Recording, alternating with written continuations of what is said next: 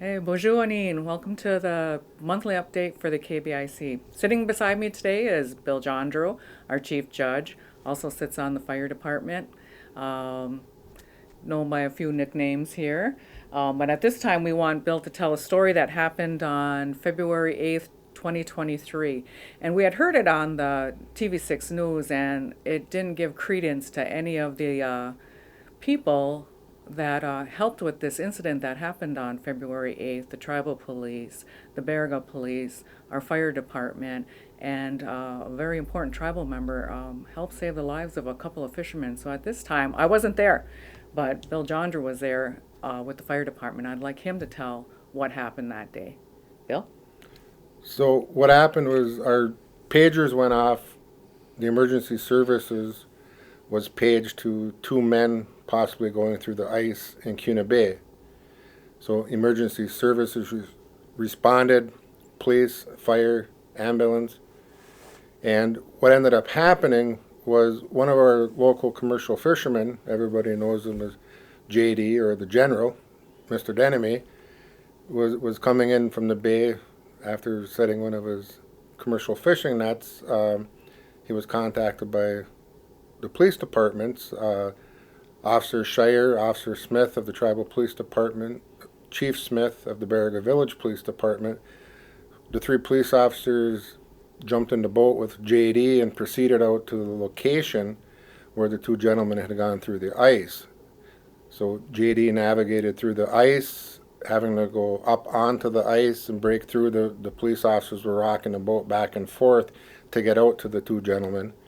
Baraga Fire had also responded. The fire department does have survival gear, ice rescue suits, and flotation devices to get out on the ice. We had three firemen on the ice, Stephen Denemy, Gary Wadaga, Zach Savala, as well as the big flotation device. We were supervised on scene, the fire department, by our chief, Jeff Mayo. And once the two gentlemen were brought into the boat of JD, Chief Smith from the Baraga Police Department notified us on shore that they had the two men in the boat, at which time we pulled our firemen off the ice. And our firemen kept going through the ice on their walk out there. But they have the survival suits and the flotation devices, so they were safe.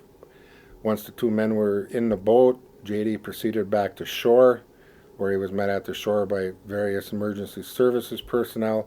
We removed the two gentlemen from JD's boat, assisted them into the ambulance, and they proceeded to the local hospital at Baraga County.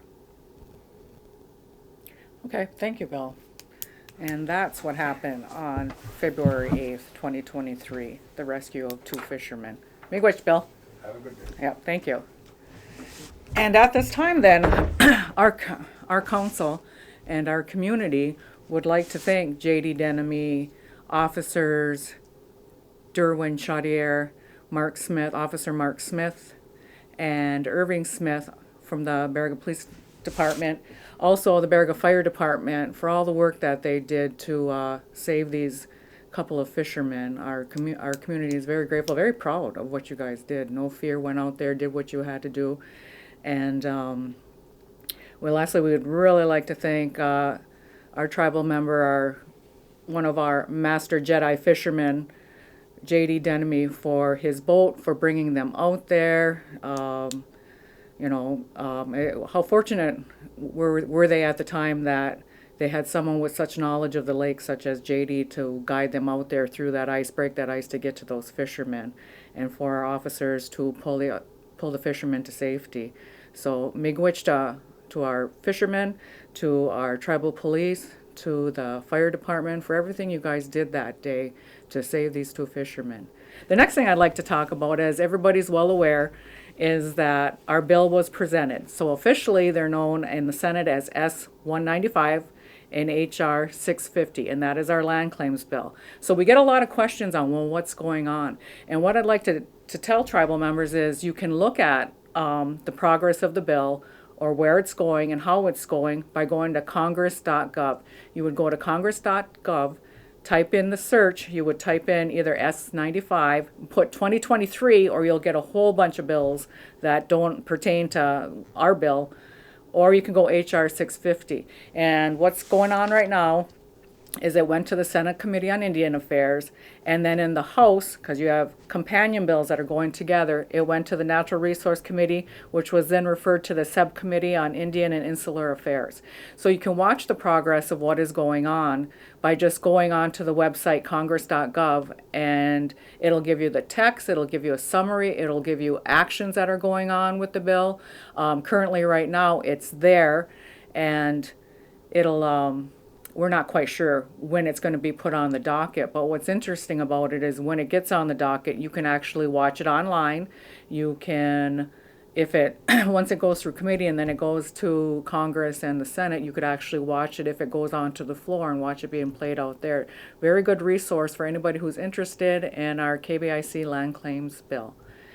And that's my little update for this week. There's many other things going on. I think next month we'll talk about the strategic plan. The council will be meeting Monday to go over it and make some changes to the strategic plan. Our KBIC strategic plan's been around for quite a while. It's what we would call a living document. We look at it, we adjust it, we make changes, we see what's been done on it, and then we look from our perspective at the time what we want to see within 1, 5, 10 years as goals for the tribe to work towards. So thank you, Mitch, for allowing me to do an update to the KBIC, and I'll be seeing you guys next month then. Miigwech, Miu.